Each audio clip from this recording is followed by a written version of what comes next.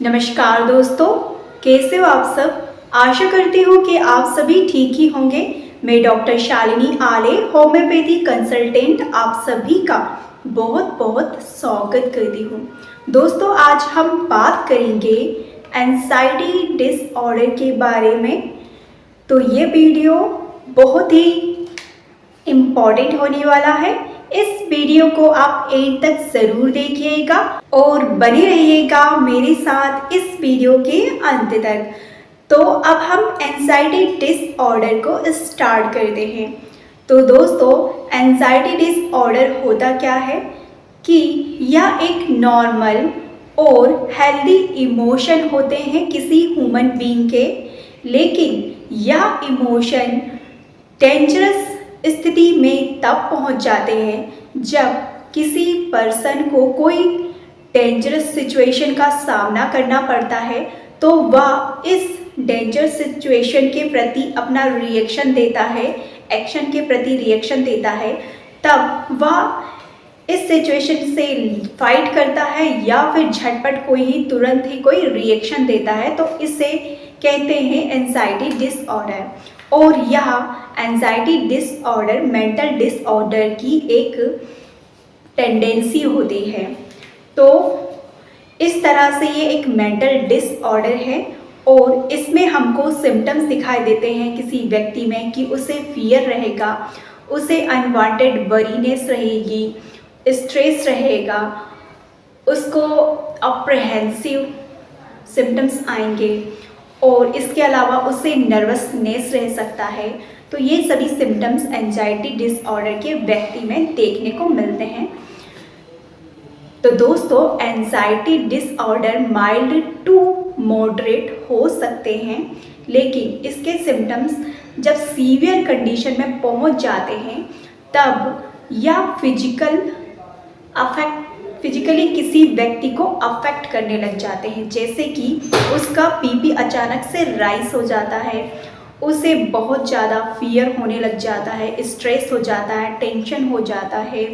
तो ये सभी फिजिकली सिम्टम्स हमें नज़र आते हैं किसी एंजाइटी डिसऑर्डर से पीड़ित व्यक्ति के अंदर। दोस्तों, अब हम जानते हैं कि एंजाइटी डिसऑर्डर से ग्रसित किसी व्यक्ति में क्या क्या सिम्टम्स नज़र आएंगे।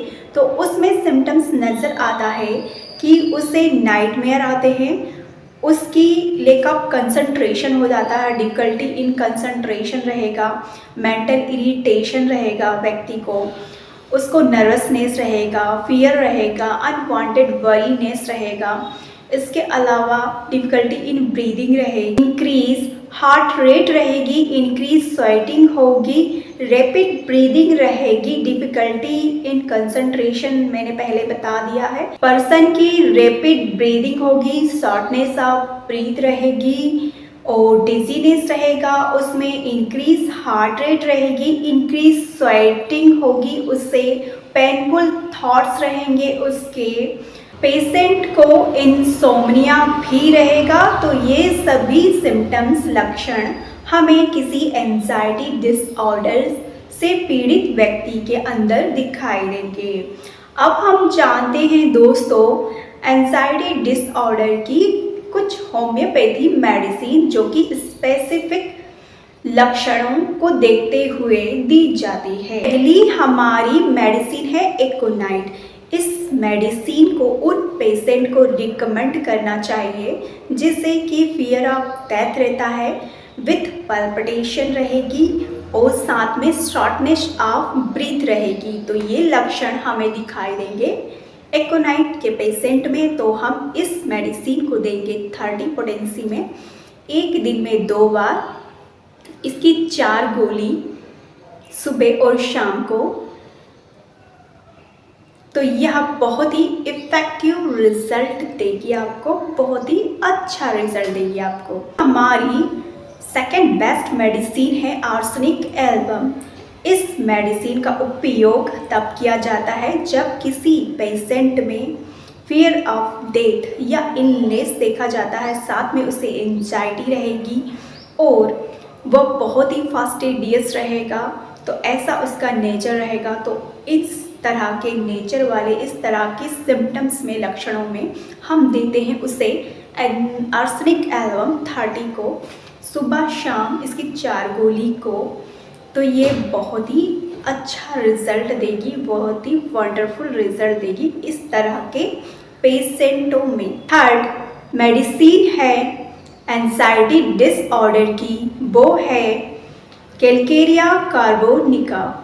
इस मेडिसिन को आपको तब उपयोग करना है जब किसी व्यक्ति में फियर ऑफ फेल्योर के लक्षण हो, of things left undone symptoms हो, साथ ही ऑफ अनपेंडिंग डिजास्टर के सिम्टम्स नज़र आए, तब इस मेडिसिन कैलकेरिया कार्बोनिका को 30 पोटेंसी में सुबह शाम इसकी 4 गोली लेनी है।